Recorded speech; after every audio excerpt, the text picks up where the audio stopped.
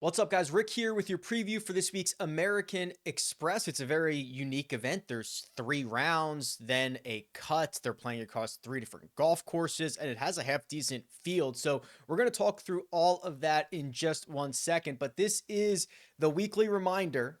If you are looking to get into my one and done, we started a little bit later. We started at the Pebble Beach Pro-Am. That's where you're probably going to see Jordan Spieth debut and Scotty Scheffler debut. So you have a couple of weeks, but it's going to be on Splash. Let's fill this thing up. We're almost through 1,000 entries, and it is completely guaranteed. $500,000 guaranteed. It does not matter how many people get in. They're going to pay out 50 grand to first, which is pretty crazy for a $150 buy-in. If you want the bigger one, there's also a high roller. That's a $1,000 entry. And then, of course, every week we have our guaranteed listener league. That is also up and running for the American Express. Right now, it's a tiers league. You pick one golfer from each of 6 tiers. All of those are going to be linked. The link for that is going to be in the description. Make sure you head over there and check it out. All right, let's talk about the golf course first. And I guess maybe I should say golf courses. So they're going to play 3 different courses this week, then 1 round at each. Then they're going to make a cut, and then they're going to go back to the host course, which is PGA West, the stadium course. You might hear it described as the Pete Dye Stadium course. They've kind of like renamed it over the last year or two, or started using Pete Dye Stadium course more frequently. So that's what you're hearing. That's the host course. That's where everyone will play on Sunday for this championship. But the first 3 days, they're going to rotate between the stadium course, the Nicholas Tournament course, and La Quinta.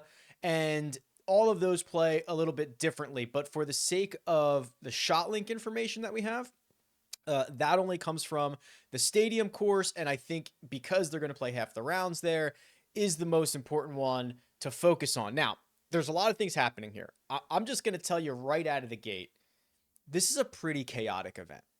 First off, it's the beginning of the year, so you have a bunch of guys who are coming from the Korn Ferry Tour, who are coming from the DP World Tour, who are getting on sponsors invites, who have little information or little results against regular PGA Tour players or veteran PGA Tour players for this week. The 3-course rotation always offers a lot of variance because you might just get, listen, there might be guys that are on the right end of the draw, the wrong end of the draw. You see this at all course rotations. You're going to have guys who gain strokes to the field but miss the cut, or lose strokes to the field but make the cut because of the nature of it. The other thing is, because of the shot link data only coming from one course, the course statistics, I would argue, are not very strong, or at least something to trust.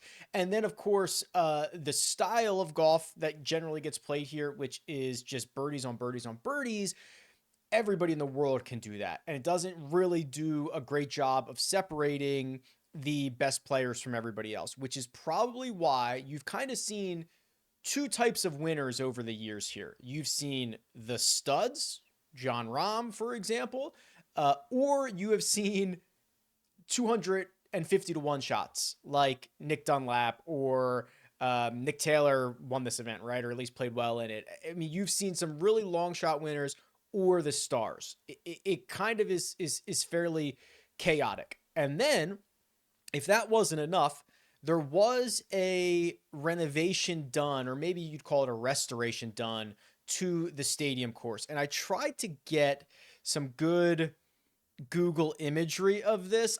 I have the satellite image up. If you're watching on YouTube, or if you're just listening, you're not seeing it. But I was trying to get some good satellite image up and then go back a year and see. And I didn't really like what I was seeing. I didn't think I was getting the right angles, or I didn't think I was getting maybe the dates right, or if I have the most up-to-date imagery here. Although this image, okay, see, that's the problem. This image is from, the most recent image on Google Earth is from April. So maybe that's my problem, is I'm not getting, see, this looks newer though. So again, that's the confusion that I had. But I'll just tell you this. Here is what they've done to this golf course. They have made the greens bigger, from about 5,000 square feet to roughly 7,000, 20 to 30% bigger on every single green. They have restored a lot of the greenside bunkering to get it back to Pete Dye's original plans, a little bit kind of more harsh, a little bit closer to some of the putting surfaces, because now the putting surfaces are bigger. And then of course, I think what is probably the big thing is that they replaced the greens. So they went from a TIFF dwarf Bermuda to a TIFF eagle Bermuda. And for our purposes, that's mostly an irrigation thing, right? Like that, it does better in desert climates, and they're probably not gonna have to water it as much, and it can go through some harsh winters and stuff like that. But for our purposes, anytime that you get new greens, they are a little bouncier, right? They take a little bit of time, a couple years to start settling in. With all that being said, I think these guys are still going to shred these three golf courses, and the winning score is going to be very, very low. But I do think that there's a chance it is not as low, because you might get a little bit more bounce. They might be a little bit more firm on the putting surfaces. Although you could counteract that with bigger greens, guys hitting more greens. Maybe it evens itself out and they get the same level of scoring here. But I thought it was worth noting that those were the changes that happened. So it might look a little bit different. Again, if you go to the course correlation, I wouldn't really fall in love with this. It's only one golf course, all that fun stuff. But the model does like accurate drivers of the golf ball. I personally believe that this is a kind of opportunities and putting contest, right? Give yourself as many opportunities as you can. We can look through those types of golfers, especially when we get to the custom model here in just a little bit. And then who is going to make some of those bonus putts. Like when we get to the model, we're probably going to rely pretty heavily on opportunities or opportunities plus gained, and then bonus putting. Like that's going to be a really good starting point for who can go low and make enough birdies to win this golf tournament. This is the cheat sheet. Everything you see from this point forward, probably RickRunGood.com. It's my website. I do not promote it enough. I probably should. I love it. You'll love it too. It's models, it's trends, it's a tool website only for golf data. I don't do any other sports or anything like that. So, here we go. We've got three golfers in the $10,000 range. There's Xander Schauffele, Justin Thomas, and Sungjae Im. Xander has played this event each of the last two editions. He's finished in a tie for third in both of those. Justin Thomas as well finished T3 last year. Whoops. I'm bad at clicking. Here's Xander's profile. Oh, this is fun as well. I have the TGL results in here. I do that just because I want you guys to know when your golfers are playing or what they're doing. There's no stats for it. They're not being accounted for in the custom model or anything like that.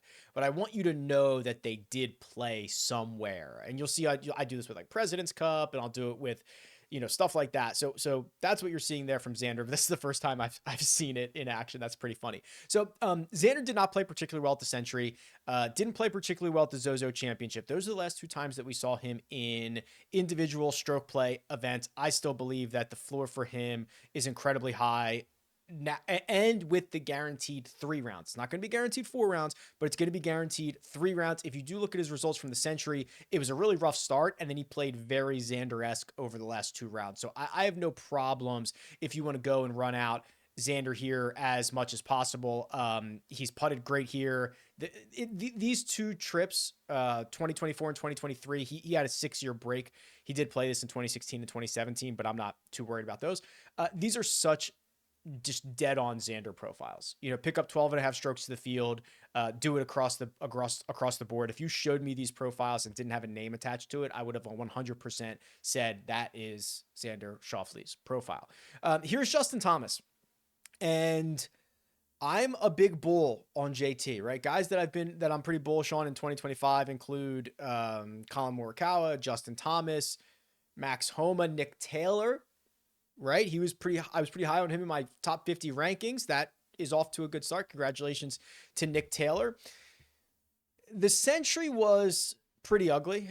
He did not drive it well. He put a lot of crooked numbers on the board. I think it is easier to clean that up than to make more birdies. Now, he's played here once in the last 10 years, basically. It was last year he finished T3, then he played here in 2015. Not too worried about that, but he did finish T7. I think that if we can get a situation where people are more enamored with Xander Schauffele and Sungjae Im, who quite frankly has been awesome, I think that there's an opportunity for JT to come in a little bit under-owned, a little bit overlooked, and we'll see. We'll know more on Wednesday. Wednesday, we'll have the projected ownership numbers. We'll know what the course rotations are. We'll know what the weather is looking like. So make sure you're on the live chat Wednesday, 3 p.m. Eastern Time, Rick Run Good YouTube channel. We'll cover all this even more in real time. But look at what Sungjae has been doing. Since the BMW Championship, he's been stellar. Played well at the President's Cup despite catching an L there with the international squad. But this run recently, 7th at the Tour Championship, T13 at the Zozo, T9 at the Hero, 3rd at the Century. And then his results here, plays it a lot, has never finished outside the top 25. Most of them are top 15 finishes. I got to say, I don't think I understood why people were so excited about Sungjae at the Century. I think this is a better spot for him. I think that this is where he's going to be able to kind of show, the experience of playing 3 different courses, the experience of giving himself so many opportunities. If we look at the power rankings, let's just do last 24 rounds for everybody in this field. I bet you Sungjae is ranked pretty highly here. I've got a minimum of 20 rounds in. Oh, see, I've got probably going to have to get rid of some of these Corn Ferry guys. Let's get rid of the Corn Ferry guys and see where Sungjae pops up. Wow, Sungjae, where are you, my friend? I thought you would have been a lot higher. Oh, there he is. 19th. That was not as high as I expected. Where did he go? 19. An even putter. I bet you if we go to this. Sorry, now I'm in a Sungjae rabbit hole here. So let's go to the trends tool. I want to look at the last 24 rounds, and I want to look at Sungjae's putting numbers compared to his own 100 round baseline. Yeah, okay. So this is what's really interesting here. So Sungjae Im, historically good putter. In the last 24 rounds, he is losing a quarter of a stroke per round putting to himself. Okay, so that would indicate, especially with an increase of a quarter of a stroke from tee to green, I bet you he's probably pretty high on this quadrant. Where are you, Sungjae Im? Of course, I'm trying to look through dots for every golfer in the field, but that would indicate he's a potential breakout candidate, which means if he continues to hit it as he's been hitting it and starts getting back to putting as well as he normally does, not compared to anybody else but himself, there is still a lot to get out of Sungjae. So I was a little bit wishy-washy last week. Totally get it this time around. The 9K range is a good one, and we've got a couple of guys that I think excite me more than others. I'm quite fond of most of these guys in this range, and I'm not going to beat you up if you want to try to be early on Patrick Cantlay. I'm probably not going to get there on Patrick. I know that he's got a good record here. I always go back to that 60 that he shot on Sunday here at the stadium course a couple of years ago. I think it was this one, 2021. Yeah, round 4, picked up 9.6 strokes to the field, one of the best rounds I've ever seen. It was 4 years ago. His results here after that stretch. So he had a T9, a runner-up, and a 9th from 2019 to 2022. It has not been as good recently. He has struggled on these putting greens in his last 2 years. I see a golfer who's probably getting close, but I'm not quite ready to start investing yet. I think he's still priced in a way where, they're basically saying he's like the 4th best golfer in this field. I am not quite there yet, but we're getting there. If you want to play Patrick Cantlay, that's fine. I think there are other guys that excite me more. Sam Burns being one of them. When you think of opportunities and putting, that's kind of what Sam Burns does. And he did not even hit it particularly well at the Century. In fact, he hit it very poorly. He lost nearly 2 strokes to the field on approach, and he still finished T8. I am concerned about that approach play. 3 events in a row in which he's been pretty miserable on approach. It's getting better. It's getting closer to 0, but this is what I want here. I want the 5 before that, where he picked up about 2.5 plus strokes to the field. Still very good as a putter, and he's got good history around here. I think there is a little bit of risk and a little bit of concern with Sam Burns, but I'm willing to take that on. I think there is a lot of risk and a lot of concern about Wyndham Clark, but I'm still probably willing to take this on. When you get a chaotic golf course where anything can happen, sometimes I kind of just like to go chaos squared, right? Multiply chaos by chaos and just like see what happens. Wyndham Clark might finish dead last. Wyndham Clark might win this golf tournament. He won Pebble Beach in a 3-round Pebble Beach, which was shortened, but wasn't that a course rotation, right? I'm trying to think. We could probably pull up Pebble. What else? Farmers. What else would be a course rotation? RSM hasn't played the RSM. I guess this event, American Express tournaments, American Express. Okay. I'm just trying to see these. I have them by date here. It's not that good, quite honestly. It's okay. The win obviously goes a long way. A couple other top 20s. Nothing crazy here. Not that these are all similar golf courses. In fact, they're not very similar golf courses at all, but just the course rotation aspect of it. But when you get chaos on chaos, for a guy who can get really hot on the irons and can get really hot with the putter, that's fine by me. Like legit winning upside. One of the things I said about Nick Taylor in my 2025 preview is like, if he gets in the mix, like I'm comfortable with that. He might not get in the mix often. Wyndham Clark's the same way. When Wyndham's in it, I'm pretty nervous for everybody else. He's a pretty intense dude and figures it out. So I don't mind that at all. I probably prefer, if all things considered, price, skill set, upside, I probably prefer Max Grazerman the most. He's only $9,200. We have talked ad nauseum about Max Grazerman. If you have not been paying attention, he's one of the best players on tour since the US Open. He drives it unbelievable. He putts it even better. He's one of the best putters on the planet, and it comes with a lot of really good results. I'm not going to waste much time there. Cameron Young's the final one at $9,000. I don't think I want to be early on Patrick Cantlay. I'm getting dangerously close to being early on Cameron Young. There are still red flags, and those red flags come in the shape of red squares on RickRunGood.com, and the 4 events in a row in which he's lost pretty significantly on approach. But we are seeing a guy who has started to really plug the rest of his game. He was losing strokes in, 4 categories. Then he was losing strokes in 3 categories. Then he was losing strokes in 2 categories. And now he's really only kind of losing strokes in 1 category. And I love the way he drives it. I love the way he putts it. I think these courses can be easy enough where he gives himself a lot of looks. Even with that, I mean, the guy loses 5 strokes. 5 strokes on approach at the Century and finished T8. Like, I'm ready to be early on that for sure. The 8K range has me going back and forgiving quickly on a couple of golfers here. So let's start with Davis Thompson. Missed the cut last week at the Sony Open.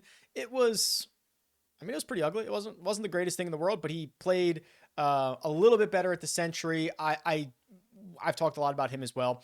Tee to green, he has been, over the last year, one of the better players on the PGA Tour. He drives it awesome. His results here are a runner-up finish in 2023 and a tied for 21st last year. And I don't think anybody is going to be particularly interested in him because this 8K range is pretty chock full of very strong golfers. So I will forgive quickly on Davis Thompson. I will forgive quickly on JJ Spaun. And I know what you're thinking, like, do you need to forgive quickly on JJ Spaun? Well, kind of.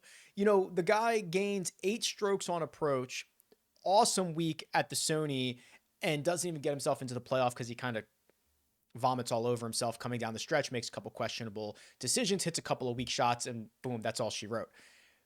Look at these approach numbers. I mean, a massive number on approach last week. He is picking up 3, 4, 5, 6 strokes on approach nearly every single time he tees it up. A good enough putter. You don't have to be long at any of these golf courses. He's played here a lot, not very good results. Actually, the last time he played here was 2022, and it was a T25. That was his best result. I think the sentiment on JJ will be like, oh man, that was a negative week last week because he didn't win. He didn't even get into the playoff. Well, finished T6 at the Zozo, T3 at the Sony Open, bunch of top 10s and top 25s outside of that.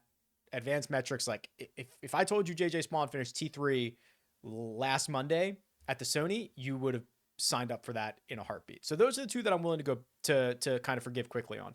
Harry Hall, again, we spent a lot of time talking about Harry Hall. Harry did not play well on Sunday. He also kind of coughed up the Sony Open. He had a he had like a back to he bogeyed 14, I think, 13 or 14. And then the next hole he made double. And then he did not birdie 18. That is basically 4 strokes that he gave away. He finished 4 strokes out of the playoff. So he literally, I mean, he cost himself this tournament on 3 holes. And the other 69 holes were pretty awesome. So I'm, again, happy to go. I mean, look at the numbers. Look at the number. I mean, look at these. I'm going to cherry pick this. But let's go 4, 8, 12, 16, 20, 24, 28. Let's go last 28 rounds. Power rank the last 28 rounds for everybody in this field, excluding Korn Ferry Tour rounds. Like, Harry Hall's the 4th best player in this field. I cherry picked it for Harry, but that's what he's been up to. And like, he's $8,800. How could we be upset about that? Those are probably my 3 favorites. I am cautious about guys like Nick Taylor the week after a win. Eric Cole, I think, could be pretty interesting. I want to see what people do with Will Zalatoris. His century was a little bit of feast or famine. Rounds 1 and 3 were pretty good, were great actually. Rounds 2 and 4 were pretty bad. Ends up finishing T26. He went to Europe and played the Nedbank Golf Challenge. That was in South Africa. He played well there. Good metrics there. I would not be opposed to running Will Zalatoris out if he is the kind of forgotten man of this 8K range. 42 golfers in the 7K range. Let me point out a couple of them to you. If you have not been reaping the benefits of Nico Echeverria for the past couple of months, I don't know what you're doing. You cannot be helped. Right? He has been a focal point of these conversations all fall. I called him the fall MVP. He won the Zozo, played well at the RSM, and then, of course, got into a playoff and could not finish it at the American Express. At the Sony. I've been kind of almost jokingly saying, like, if he can see the ocean, you got to play him. He will not be able to see the ocean from Palm Springs this week, but I just... The putter has been unbelievable. He made I believe it was a grip change a handful of starts ago. The metrics have immediately turned around. He seems like he is just brimming with confidence right now. And $7,900. Just like, okay, sure. Yeah, keep plugging that in. I want to see what happened to Sepp Straka here. Because through the first 2 rounds, Sepp Straka had led the field in approach last week at the Sony Open, has a really bad Saturday. I like that he bounced back on Sunday, but the Saturday round played him out of it. He ended up finishing in a tie for 30th.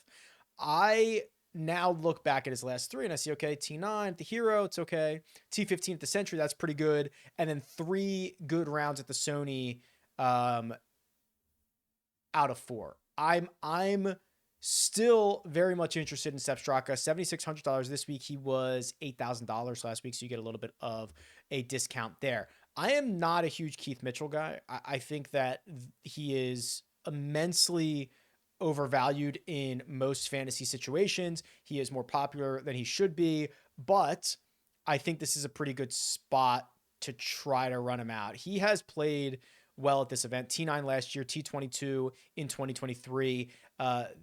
We have an approach problem, but we've got an approach problem for some other guys. He played well at the Sony Open, T30, putted better, I still give him credit for putting basically a positive in 4 of his last 7 measured. It's probably 4 out of 8 because he missed the cut at the WWT Championship, but I don't think anybody's going to be very interested in him. He's reasonably priced. He's $7,400.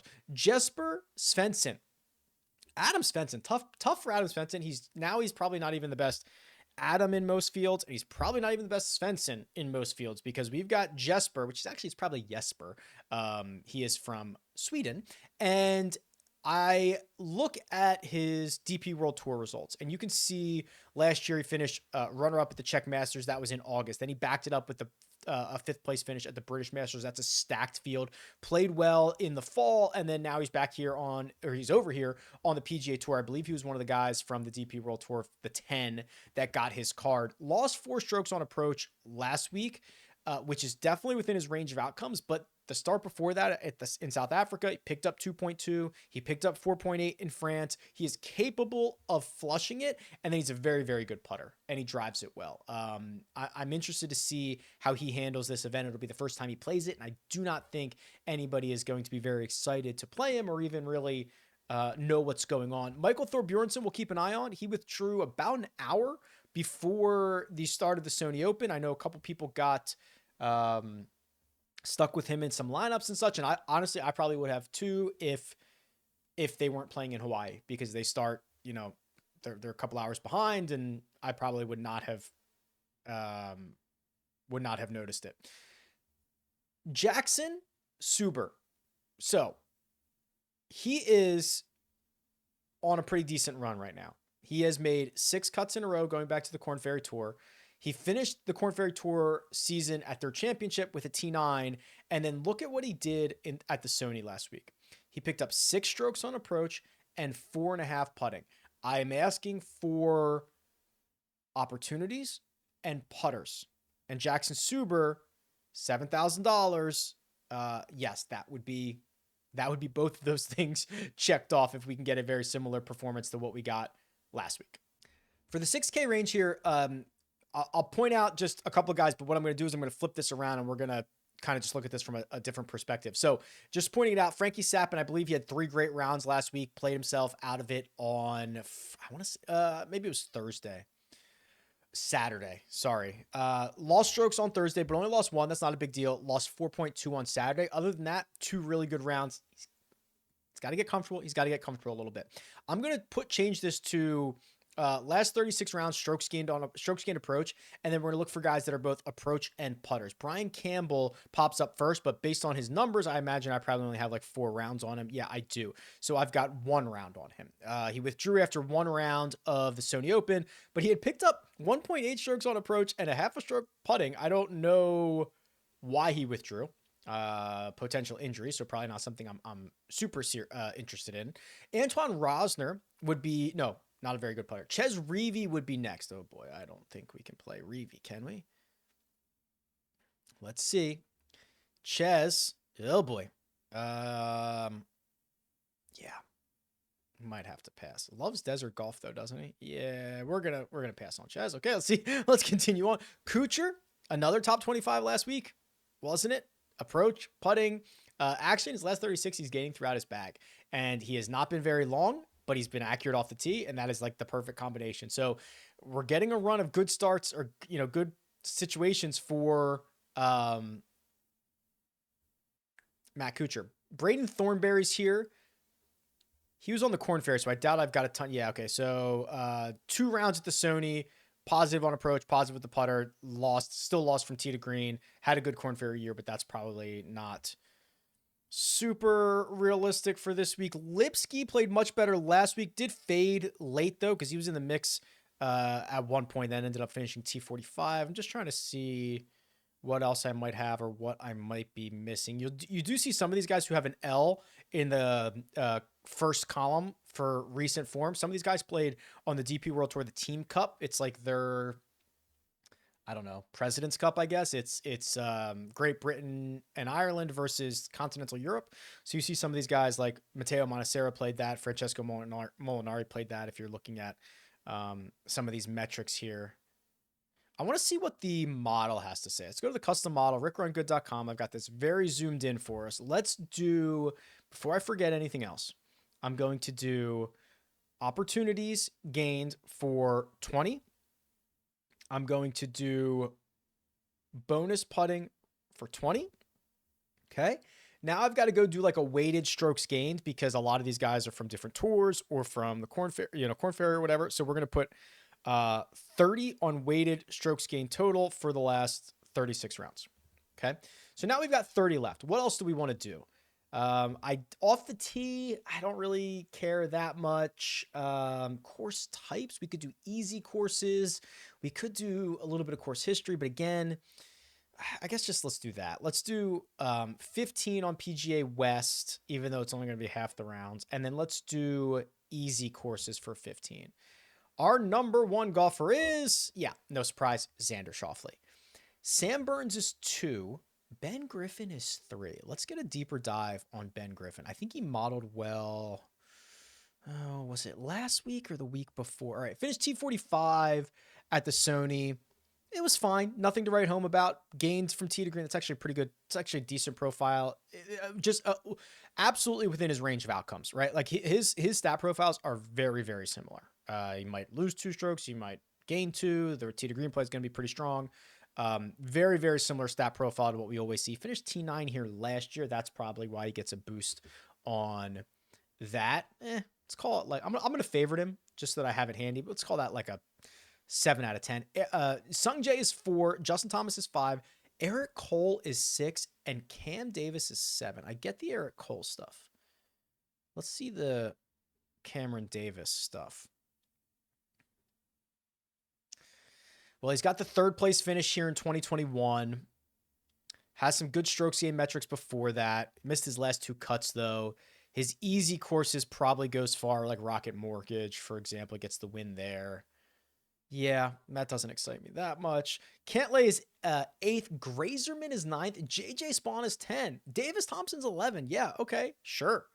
Happy with all of that. Carson Young is 17. Now I'm just kind of scrolling through and looking for some notables. Okay, well, here's what I'll do. I will save this. We will call it, this is my naming structure, 250113. We will call this the Amex Monday. Beautiful. We'll look at this again on Wednesday. All right. I'll see you 3 p.m. Eastern time on Wednesday for the live chat. Go get in the Splash contest. The links for everything you need, always in the description. Go there first. Check it all out. Click, make sure you're involved in everything. It'll be fun. This is going to be fun. I'm looking forward to it. I'll talk to you guys soon.